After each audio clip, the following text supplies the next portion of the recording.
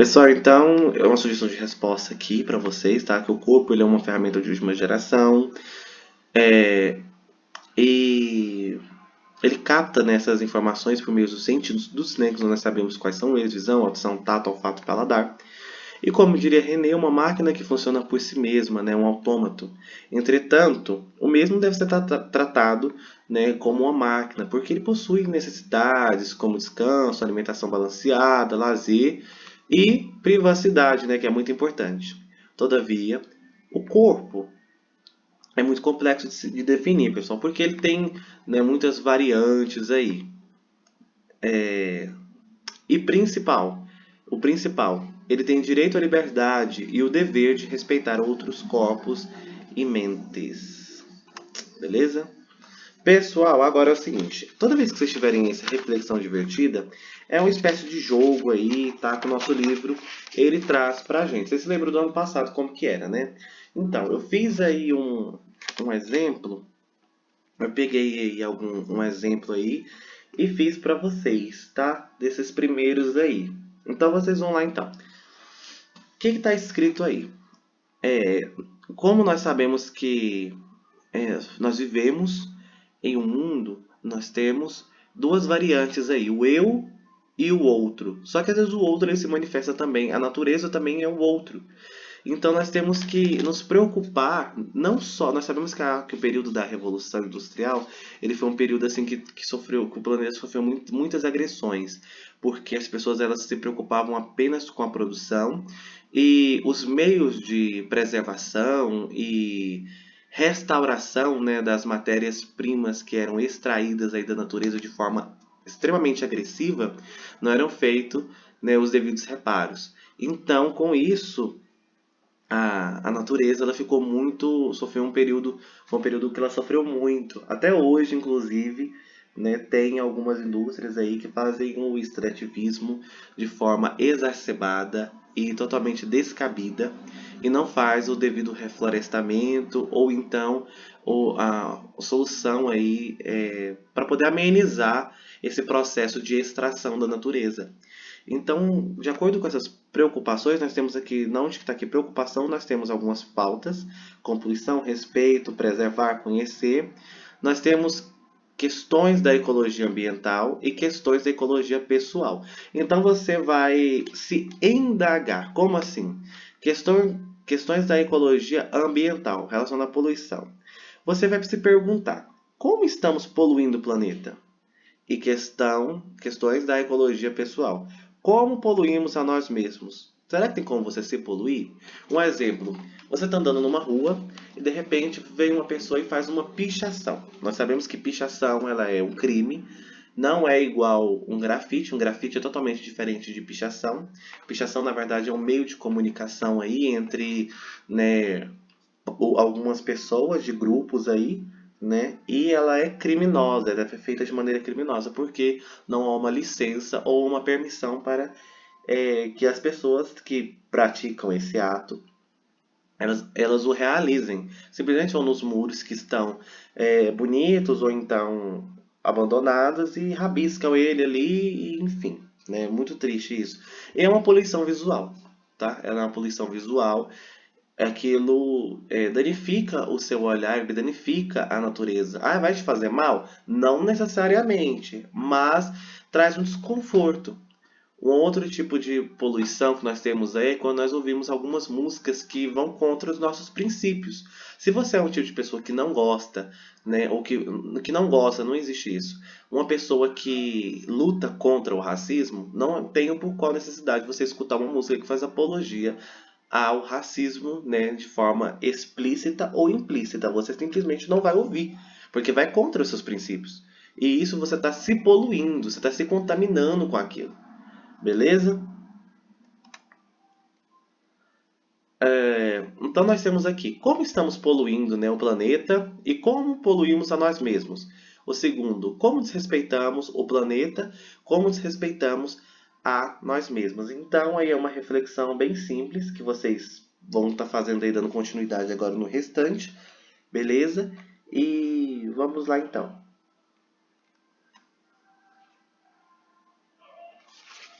Podem pausar aí, tá? Responder de forma tranquila. Então, agora, na página 9, nós temos aí algumas questões, né? De A a D, logo no primeiro.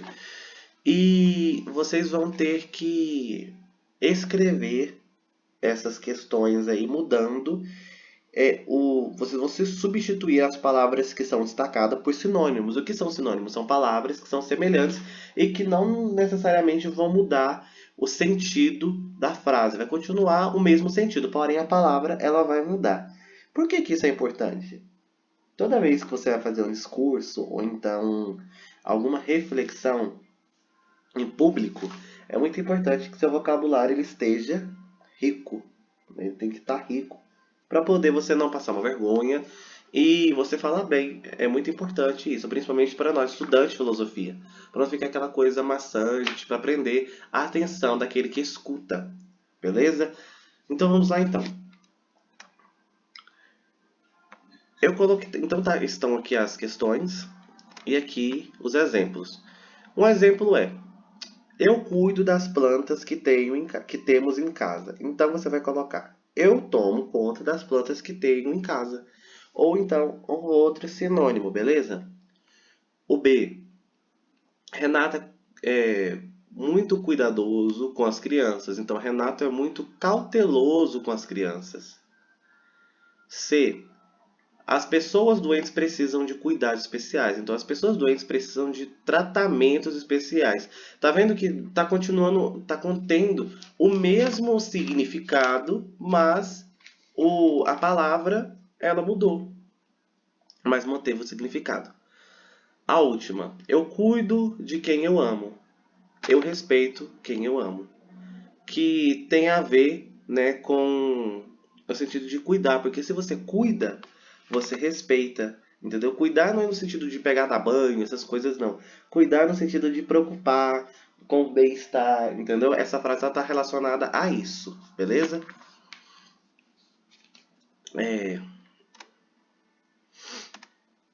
2. Após a leitura do texto, atribuído ao escritor romano Rígino, faça o que se pede. Qual a relação do texto lido com os conceitos da ecologia ambiental e ecologia pessoal que estudamos nesse capítulo? Então, após você fazer essa leitura do texto, você vai responder a questão A e B. Beleza? E C também. Então, vamos lá. Uma sugestão de resposta é: a relação entre o cuidado mencionado na alegoria e o tema ecologia ambiental e pessoal, estudado no capítulo, é o fato de que o cuidado é essencial para nortear as ações humanas, tanto com a relação a si próprio, quanto com os outros, com o meio ambiente. Tá. Então, é uma relação de cuidado, pessoal. A ecologia ambiental, ela vem isso. Porque do mesmo jeito que... Porque se você é uma pessoa que você se cuida, né? Você tem cuidados com o seu cabelo, você tem cuidados com a sua pele, você tem cuidados... Quando fala cuidados, não é comprar produto e ficar passando de forma louca. É você ter uma higiene com aquilo. O seu corpo, né? Você tem um cuidado com sua pele, é o quê? Você está sempre limpo, você está sempre, né? Não ficar com mau cheiro, é o seu cabelo, mas é porque tem que ficar passando produto no cabelo, né? Ficar metendo creme no cabelo, não é isso. É você ter cuidados com o cabelo, você não deixar seu cabelo ficar com mau cheiro, né? E assim vice-versa. Então, se você é uma pessoa que se cuida bem, né? Pessoa que está aí antenada a alguma tendência, ou então alguma moda que você segue porque você quer, tudo bem? Então você obrigatoriamente também tem que externar isso. Também tem que cuidar de tudo que está à sua volta. Se você tem um animalzinho, você tem que cuidar dele. Se você tem algumas plantas na sua casa, não custa nada jogar uma aguinha, entendeu? Você vai estar contribuindo tanto para você, que vai fazer bem, que é muito bom nesse sentimento é, de bem-estar e de utilidade, e você também vai estar fazendo bem para a natureza, para o universo, beleza? Vamos lá, na questão B, na sua opinião, por que o cuidado deve acompanhar o ser humano enquanto ele vive? Cite exemplos de atitudes que revelem cuidado com a vida. Então, por que será, né, que o cuidado ele deve estar acompanhado do ser humano enquanto ele vive? Por quê? Aí vocês vão responder. Pausa o vídeo, vão lá, respondam. Já responderam? Então, vamos lá. Por que o cuidado? Pessoal, nós sabemos que o cuidado ele é a única coisa que nós devemos ter por nós mesmos. Por quê? Ah, professor, eu não gosto de me cuidar, tal. Se você não se cuidar, quando você está na fase inicial da vida, você tem alguém que cuida de você, o responsável. Depois, quando você vai crescendo, você precisa ter esse cuidado próprio, porque ninguém é eterno. E justamente é muito importante você ter cuidado com você mesmo. Você vai aprender que tal coisa fica melhor em você ou não combina com isso. Você vai se descobrindo e é um exercício muito bom. Então nós temos a sugestão de resposta. Porque o cuidado é um companheiro que deve estar presente na existência humana, por chamar a atenção para a relação de cada um consigo mesmo, com os outros e com o ambiente. Então, ou seja, é um processo de relação. Quando você fala socialização, automaticamente nós falamos de social, né? De sociedade, de pessoas. Mas o primeiro processo de socialização que nós temos que ter é conosco mesmo. Porque para não houver uma coisa chamada contradição, você tem que se conhecer, se permitir algumas coisas, não se permitir a determinadas outras coisas, entendeu? E isso aí você só tem quando você começa a ter cuidado com você mesmo, com sua saúde, com a sua mente, beleza? C. A criatura moldada pelo cuidado recebeu o nome de homem, porque veio do humus, terra, e também por ser uma terra fértil. Em que sentido podemos compreender o ser humano como terra fértil? Será que o ser humano tem alguma coisa a ver com isso? Essa analogia, né, revela uma capacidade de pensar. Vou só colocar aqui porque o time está bem em cima do... Essa analogia revela a capacidade humana de gerar novas ideias, assim como a Terra gera ou gesta outras formas de vida. Novamente é preciso traçar analogias com a ecologia, especificamente com a terra nos seguintes sentidos: de solo como substrato ou, né, sustento para as plantas, como meio ambiente para as inúmeras formas de vida, como chão para tudo que existe e como planeta que é a nossa moradia, compartilhada com outros seres vivos e não vivos. Olha que profunda essa sugestão de resposta aí. Então, todas as vezes que nós falamos no termo, né, terra fértil, significa o quê? Para poder dar vida a para outros seres, ou então continuar mantendo existências de seres vivos e não vivos. E nós temos alguns exemplos aí, né, de solo, de chão e solo, chão, né, e a terra. Beleza? Página 11 e última questão. Chegamos. A linguagem não verbal é? Então, pessoal, vocês assistiram a videoaula e entenderam que linguagem não verbal ela faz parte da vida do ser humano, né? E vocês vão responder agora de acordo com o que vocês entenderam. Eu trouxe duas sugestões de respostas aí. A primeira, linguagem não verbal é feita sem uso de fala ou escrita. Ela aborda símbolos, gestos e outros sinais visando comunicação. Eu coloquei aqui alguns exemplos, né, onde ela é usada, são usadas, né? Em mímica, desenhos, pinturas, esculturas, coreografias, semáforos, placa de trânsito, né, são incontáveis os modos de ocorrência, né, de linguagem não verbal. E aí, veja a seguir um exemplo, né, uma charge, um gênero que se constrói valendo desse tipo de linguagem. Então, a charge nós temos aí no nosso livro.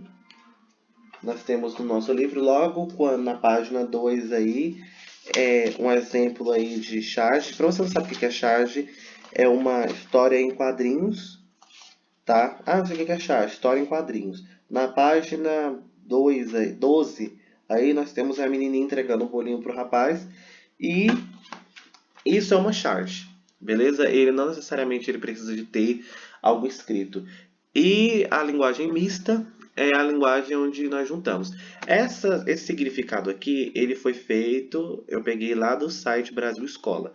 Esse aqui fui eu que elaborei, beleza?